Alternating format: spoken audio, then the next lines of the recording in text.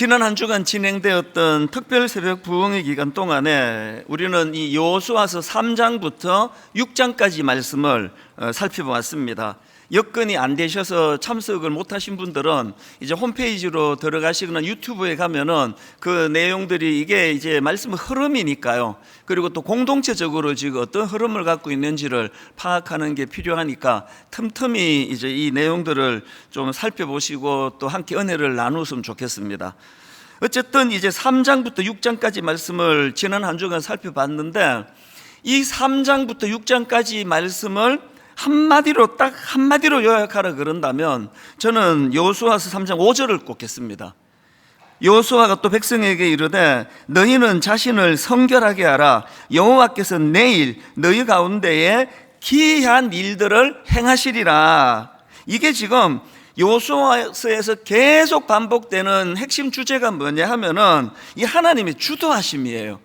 기이한 일은 내가 할 것이다. 여호와 하나님께서 이루어 주실 것이니까 너희들은 두 가지예요. 그 사실을 믿고 그것을 수용하고 그 하나님 앞에 온전한 믿음을 가지고 기대감을 가지고 더 하나님을 의지해라. 이게 첫 번째 하나님의 요구시고요. 그러면 또 하나 더 있습니다. 기이한 일, 놀라운 일은 내가 할 테니까 너희들은 뭐 칼, 창 이런 거 준비하려고 신경 쓰지 말고 하나님의 거룩한 성품을 닮아가라는 거죠.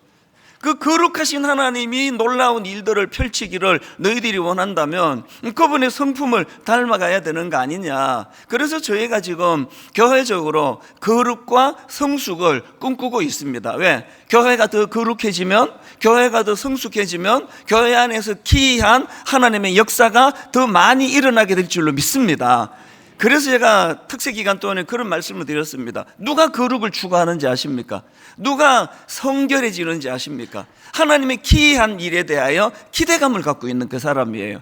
그 기대감을 가지고 하나님의 요구하시는 거룩과 성숙을 추구하고 성결을 추구하고, 그리고 무엇보다 중요한 것은 그 하나님의 일하심에 대하여 기대감을 가지고 우리가 그분 말씀 앞에 나아가고 또 말씀을 의지하는 거예요. 더 많이 의지하는 자에게 더 놀라운 일들이 일어날 줄로 믿습니다. 이게 지난 한 주 동안 우리가 살펴본 그 말씀인데요. 이제 오늘은 이제 여호수아 7장으로 이제 넘어가게 되는데, 사실 이 7장 말씀도 굉장히 중요한 포인트를 담고 있습니다. 자, 오늘 말씀의 배경은 이렇습니다. 오늘 보면 바로 앞 여호수아 6장에서 이스라엘 백성들이 여리고성을 이제 무너뜨리는 놀라운 경험을 하는데요. 이 여리고성은 높이가 한 7, 8m 정도 되는 막 엄청나게 높은 성이고, 그리고 또 성벽이 이중적이에요. 그래서 내벽이 있고 외벽이 있고, 그리고는 그 16장 1절에 보니까 그 문이 굳게 닫혔다 그랬습니다. 뭘 의미합니까? 이스라엘 백성들의 실력으로는 그 성을 무너뜨릴 수가 없는 겁니다. 이스라엘 백성들이 갖고 있는 그 장비나 지식이나 그들의 기술이나 그들의 실력으로는 이건 난공불락 그 이름 그 자체예요. 절대로 어떻게 할 수가 없는 상황입니다. 그런데 하나님께서 기적적인 기이한 일을 베풀어 주셔가지고 그들이 여리고성을 무너뜨리는 것을 경험하게 되는 거죠. 그랬더니요, 막 사기가 이게 우리가 이제 그 축구하다가 갑자기 독일을 이기고 나면은 막 모두가 그 사기가 충만하잖아요. 막 못할 일이 없다. 우리는 그 4강 신화 이런 이야기 그 2002년도 있었던데 그 월드컵 이야기 지금도 하는 거거든요. 이 이스라엘 백성들의 사기가 막 엄청나게 지금 충만해 있는 상태입니다. 그리고요, 그 여리고성을 무너뜨린 사건을 기록하고 있는 여호수아 6장이 말씀을 어떻게 마무리 짓는지 아십니까? 맨 마지막에 여호수아 6장 마지막에 27절이 이렇게 말씀을 마무리 짓습니다. 여호와께서 여호수아와 함께 하시니, 그 다음 보세요. 여호수아의 소문이 그 땅에 퍼지니라. 이 엄청난 일이에요. 이제 이 백성들의 사기는 말할 것도 없습니다. 그런데 여러분, 사실은요, 이 말씀의 액센트가 그 뒤에 가서는 안 되고요, 이 액센트가 앞에 가야 되는 거거든요. 자, 앞에 액센트를 두고 다시 한번 읽어드릴게요. 여호와께서 여호수아와 함께 하시니, 하나님의 임재가 있었고 하나님의 기이한 일들이 여호수아를 통해서 일어났기 때문에 그런 결과가 나온 거거든요. 근데 오늘 이 여호수아서 7장 살펴볼 이 말씀의 참 비극이 뭐냐 하면은, 그 믿음의 지도자 여호수아조차도 이 액센트가 뒤에가 있는 거예요. 인간인 자기들이 한 거. 그래서 액센트가 뒤에가 있다 보니까 여호와께서 여호수아와 함께 하시는 아주 굉장히 이거 흐지부지, 그리고 강조하는 건 여호수아에 대한 소문이 온 땅에 퍼지는 거. 이게 우리도 가질 수 있는 위험이거든요. 분당 우리 교회를 21년 동안 누가 인도해 주셨나? 어떤 기이한 역사를 일으켜 주셨나?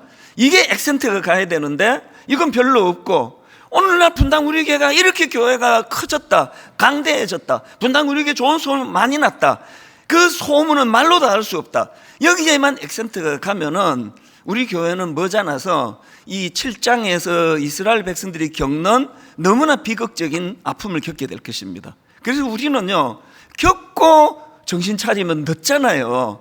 그 두들겨 맞기 전에. 그래서 옛날에 우리 맨날 그 엄마들도 맞고 말 들을래, 그냥 말 들을래, 그러면 우리는 꼭 맞고 말을 듣는 쪽을 택하잖아요. 결국은 한 방 맞고는 울면서 잘못했다고 그러는 게 이게 인간인데요. 오늘 여기에서 우리가 굉장히 중요한 메시지가 이겁니다. 안 맞고 말 듣는 길이에요. 자, 조금 더 이제 이 내용을 살펴보려고 하는데요. 여호수아 6장에서 이제 그 난공불락 가나안이 아니고 여리고성을 무너뜨리고 난 그들이 그 사기를 모아가지고 이제 7장에서 아이성을 공격합니다. 이 아이성은요, 그 여리고성에 비하면 아이성이에요. 조그마한 성입니다. 그러니까 이제 이 방심하는 거죠. 자, 7장 2절을 보십시오. 여호수아가 여리고에서 사람을 베델 동쪽 벳아웬 곁에 있는 아이로 보내며 그들에게 말하여 이르되 올라가서 그 땅을 정탐하라 하며, 그 사람들이 올라가서 아이를 정탐하고, 그리고는 이제 이렇게 보고합니다. 3절. 여호수아에게로 돌아와 그에게 이르되 백성을 다 올라가게 하지 말고 2-3천 명만 올라가서 아이를 치게 하소서. 그들은 소수니 모든 백성을 그리로 보내어 수고롭게 하지 마소서. 여기 지금 벌써 이게 지금 방심하는 게 좀 느껴지잖아요. 여리고성을 앞에 놓고는 막 지도자부터 시작해가지고 아침에 일찍 일어나고 막 하나님께 매달리고 막 은혜를 구하고 그런 열정을 다 했는데, 지금 여기 와가지고는요 벌써 이제 교만이 들어온 거예요. 아이고 뭐 그거 간단하지 뭐, 한 2-3천 명만 보내면 이길 수 있어. 그렇게 보고를 했는데 불행한 게 뭔지 아십니까? 여호수아의 방심이에요. 여호수아는 하나님께 의뢰하지도 않고 묻지도 않고 여쭙지도 않고 여호수아가 자기 마음대로 진격을 선언합니다. 그 얘기 듣고 방심했죠.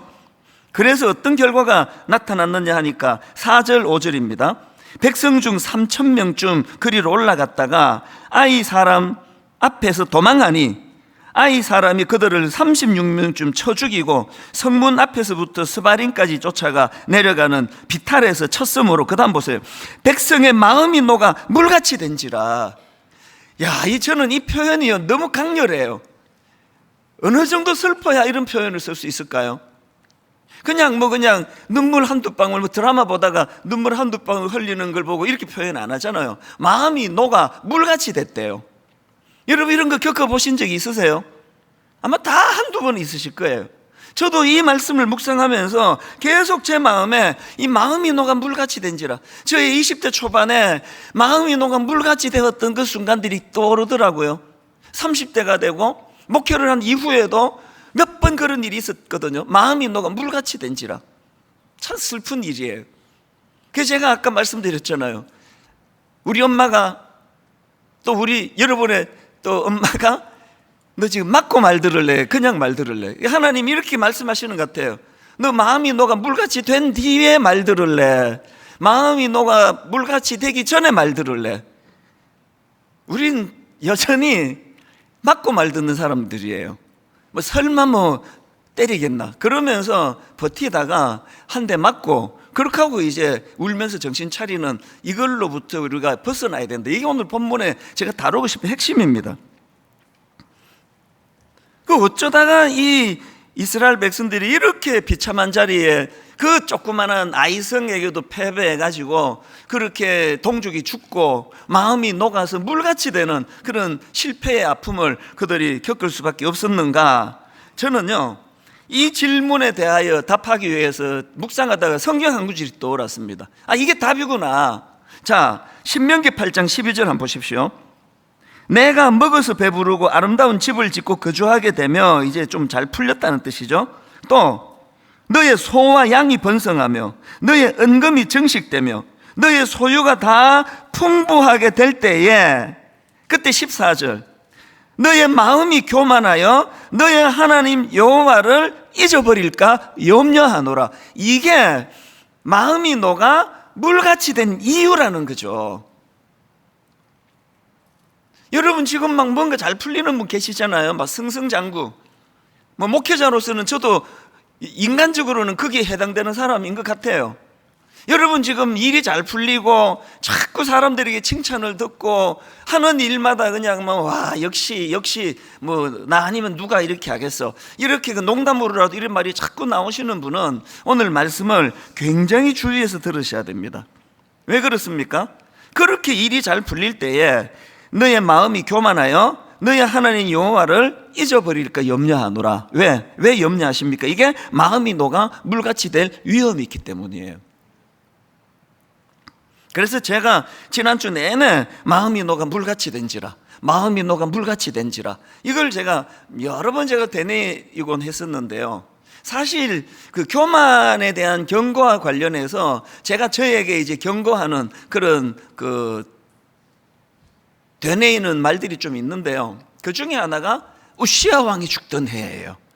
이게 벌써 제가 우시 말이 좀 많이 했던 딱 나오잖아요. 이게 길이나 있잖아요. 제가 등산을 가다가 또 길을 걷다가 차를 운전하다가 저에게 독백을 해요. 우시야 왕이 죽던 해. 그리고는 꼭 말을 붙입니다. 사조 이찬수, 너 정신 차려라.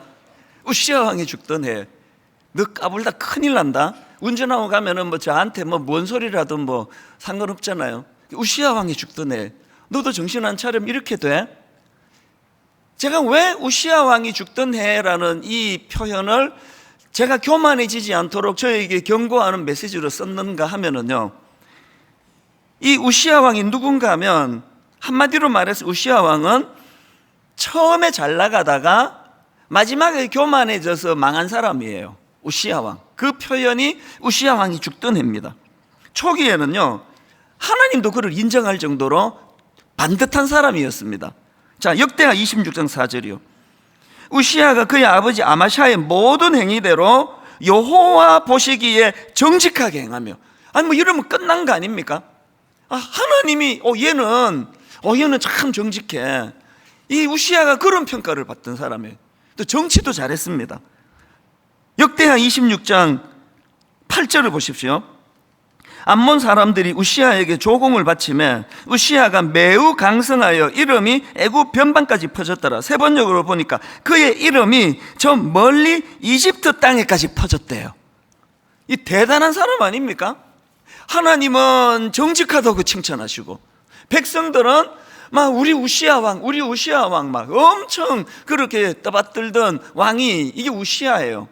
이게 뭐 한번 사람으로 태어나가지고 이렇게 그냥 승승장구하고 모든 사람들에게 인정받고 이러면 이게 뭐 얼마나 이게 대단한 성공한 겁니까? 모두가 꿈꾸는 거 아닙니까? 그런데 여러분, 이렇게 성공해 보신 분은 다 아실 거예요. 이렇게 인생의 전성기가 오고 모두가 칭찬하고 그렇게 떠받들고 하면 초대도 안 했는데 쓱 내 마음에 들어와 자리를 둥지를 트는 놈이 하나 있어요. 그게 교만이란 놈이에요. 그래서 쓱 내 자리에 들어와요. 그럼 언제 내가 이거 초대한 적도 없는데 그 교만한 거죠. 누가 저보고요 아니 목사님 진짜 대단하십니다. 아니 교회를 어떻게 이렇게 그냥 1년 만에 막 몇백 명이 모이는 교회로 만드셨습니까? 목사님 대단하십니다. 그러면요, 제가 이제 막 눈차 깔고 아니 뭐 제가 했나요? 뭐 하나님이 하셨죠. 이러면 이제 눈 까는 게 중요합니다. 저는 한 거 없습니다. 하나님이 하셨습니다. 할렐루야. 그러면요, 그건 겸손한 게 아니고 그건 교양이 있는 거예요. 그 예의가 바른 겁니다. 예의가. 그 가정교육 잘 받으면 이렇게 해요. 저는 그게 겸손인 줄 알았단 말이죠. 뭐 누가 물어도 하나님이 하셨죠. 그것도 눈 까는 법도 배우고 이렇게. 노회에 가도 저 젊은 목사가 참 겸손해 이런 얘기 많이 들었거든요. 여러분, 그게 굉장히 위험한 상태예요. 왜? 차라리 제 교만이 드러나면요, 이게 자타가 공연하는 교만이면 이게 조심이라도 하잖아요. 모든 사람이 다 겸손하다고 그러는데 사실은 그게 겸손이 아니라 교양이란, 예의란 말이죠. 그 안에서는 교만이 자라나가는 거죠. 자, 그러면 그럼 뭐가 교만입니까? 그러면 뭐가 겸손입니까? 제가 설명해 드릴게요. 하나님 의지 옛날처럼 안 하는 것 같습니다. 아니요, 안 합니다. 나 경력이 많거든요. 나한테 자꾸 물으러 오거든요. 여러분, 이게 교만한 거예요. 더 이상 하나님 의지하지 않는 마음의 상태, 내 관로, 내 경험. 그럼 뭐가 겸손인지 아시겠죠? 아무리 목회의 달인이라고 사람들이 과장된 그런 말을 칭찬을 한다 하더라도 그 말을 고지 듣지 않고 개척 초기와 똑같이 부들부들 떨리는 마음으로 늘 하나님 의지하며 하나님 은혜를 구하며, 그게 겸손한 거예요. 교양을 겸손한 걸로 착각하시는 분들은 방심하다가 우시아처럼 위험한 상태에 빠집니다.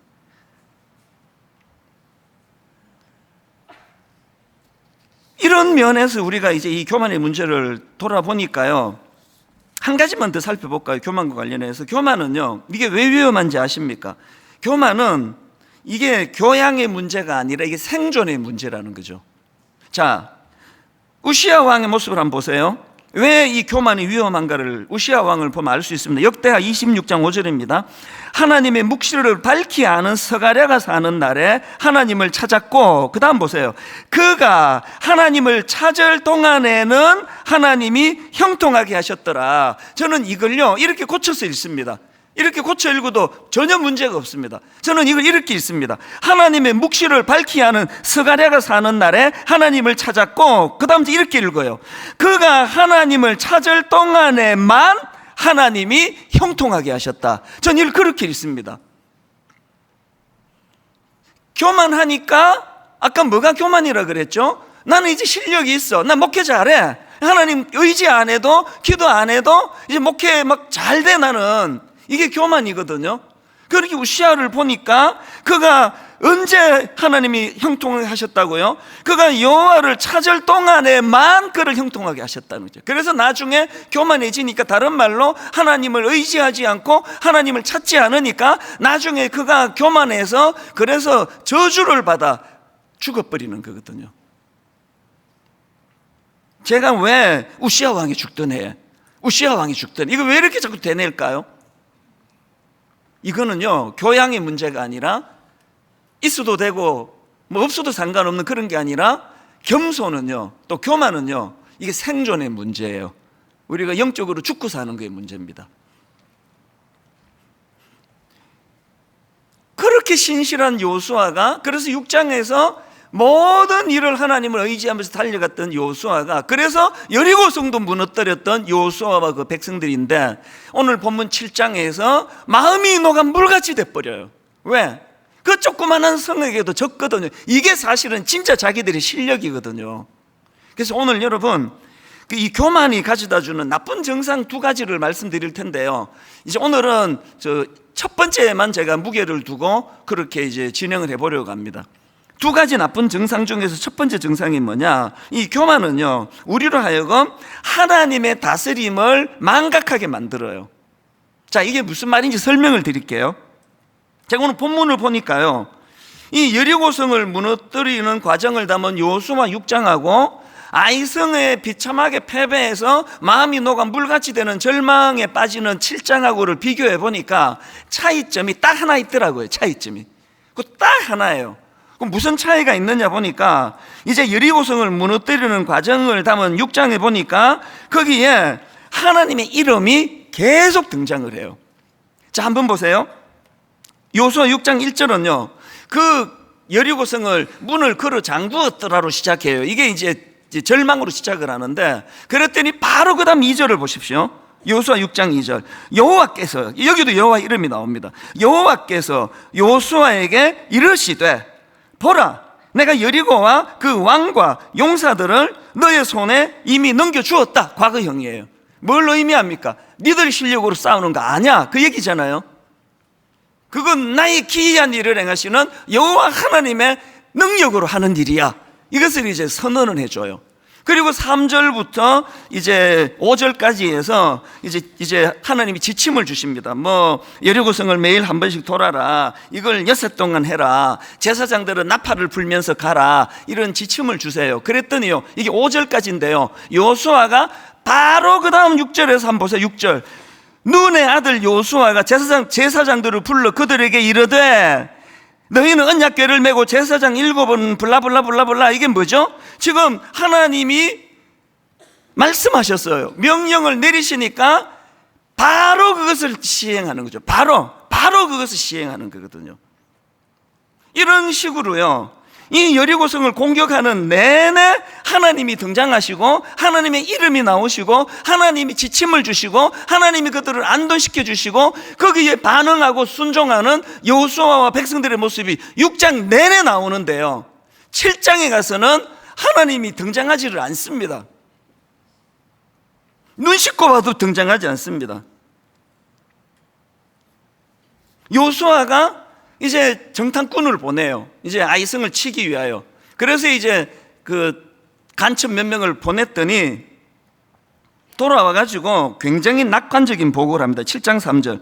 여호수아에게로 돌아와 그에게 이르되, 백성을 다 올라가게 하지 말고 2-3천 명만 올라가서 아이를 치게 하소서. 그들은 소수이니 모든 백성을 그리로 보내어 수고롭게 하지 마옵소서. 지금 방심하게 막 느껴지지 않으세요? 다 갈 필요가 없다는 거죠. 아니, 그런 수고할 필요가 없다는 거죠. 우리가 누굽니까? 여리고성도 무너뜨린 사람들인데요. 그런 수고할 필요 없다고. 그랬더니요, 여호수아가 또 즉각적으로, 하나님께 묻지 않고 즉각적으로 4절에 갑니다. 백성 중 3천 명 중 거리로 올라갔다가 아이 사람 앞에서 도망하니. 지금 여러분 3절과 4절에서 여호수아가 6장에서 보여주었던 하나님을 의리하고 하나님을 의지하고 하나님께 여쭙는 게 다 생략됐어요. 교만한 거죠. 교만하면 망하는 거고.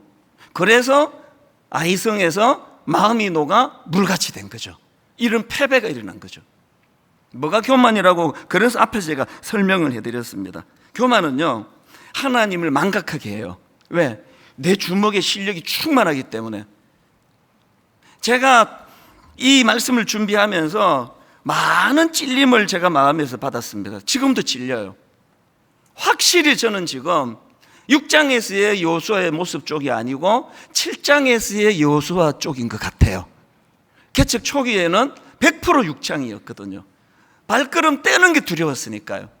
설교하는 게 두려웠으니까요. 요즘은요, 특세가 와도 안 두려워요. 이건 21년째 하는데.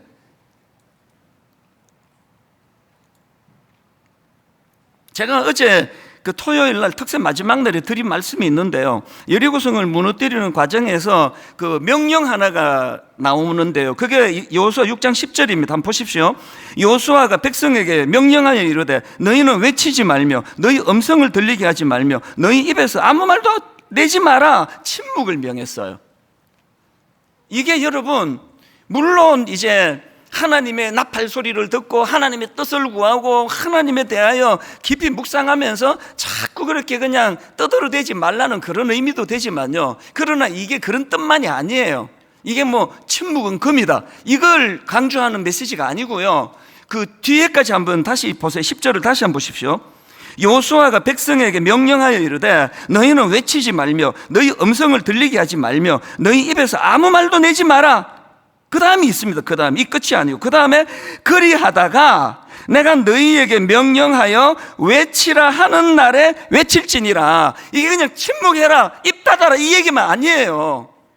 물론 초기에 침묵해야 되는데 여기에서 강조하는 핵심은 이겁니다. 말을 하든 입을 다물든 하나님의 통제 아래에서 하라는 거죠. 성령의 다스림. 이번 여름에 하나님이 계속 저에게 부담을 주세요. 여러 번 말씀드리고 또 드리고 또 드릴 거예요. 분당 우리 교회 좀 심하게 말씀드리면 이래 갖고 안 된다는 거죠. 좀 심하게 말씀드리면 분당 우리 교회가 이래 갖고 안 된다는 거죠. 영적인 교회가 돼야 된다는 거죠. 영적인 언어를 사용해야 된다는 거죠. 영적인 언어가 뭐 막 방언으로 하는 것만입니까? 영적인 언어는요, 성령 충만할 때 하나님에 의해 다스림을 받는, 통제를 받는 입술이 영적인 언어예요. 지금 여호수아가 6장에서 여리고성을 무너뜨릴 때 말하지 마라, 그리고 또 말해라, 그 지시하는 그 모든 것들이 하나님의 뜻이라는 거죠. 두 번째는 제목만 말씀드리고 이제 다음 주일날 연결하겠는데요. 두 번째로 이 교만이 주는 나쁜 증상이 하나 더 있는데 탐욕으로 인한 불순종입니다. 여호수아 7장 1절만 읽고 마칠게요. 이스라엘 자손들이 온전히 바친 물건으로 말미암아 범죄하였으니 이는 유다 지파 세라의 정손 삽디의 손자 갈미의 아들 아간이 온전히 바친 물건을 가졌습니다. 여러분, 이 포인트는 제가 다음 주 다시 드릴게요. 이게 단순히 뭐 물건을 갈취했다 이런 뜻만이 아니고요, 굉장히 중요한 메시지가 담겨져 있습니다. 정리할게요. 교만은요, 여러분, 교만은 우리로 하여금 하나님을 사모하는 마음, 하나님의 인도하심을 받는 마음을 죽여버려요. 그래서 하나님이라는 그분의 인도하심을 잘 받지를 못해요. 교만하면. 그리고 그런 사람은 자꾸 그 안에 있는 탐욕이 올라와요. 탐욕이 제어가 안 되는 거죠. 통제가 안 되는 거죠. 그래서 추한 인간이 되는 겁니다. 제가 종종 말씀드리잖아요. 저는 저의 그 삶의 이후가 추해지지 않기를 원하는데, 추해지지 않으려면 탐욕, 탐심을 다스려야 되고, 탐심을 다스리려면 성령 충만해야 됩니다. 오늘 이 말씀을 지난 한 주간을 쭉 정리하시면서, 그리고 또 이 굉장히 중요한 포인트를 오늘 다루었는데, 여러분들이 한 주간에 이 말씀을 묵상하시면서 하나님에 의해서 다스림을 받는, 그래서 겸손한 한 주간의 삶이 되시기를 주님 이름으로 축복합니다.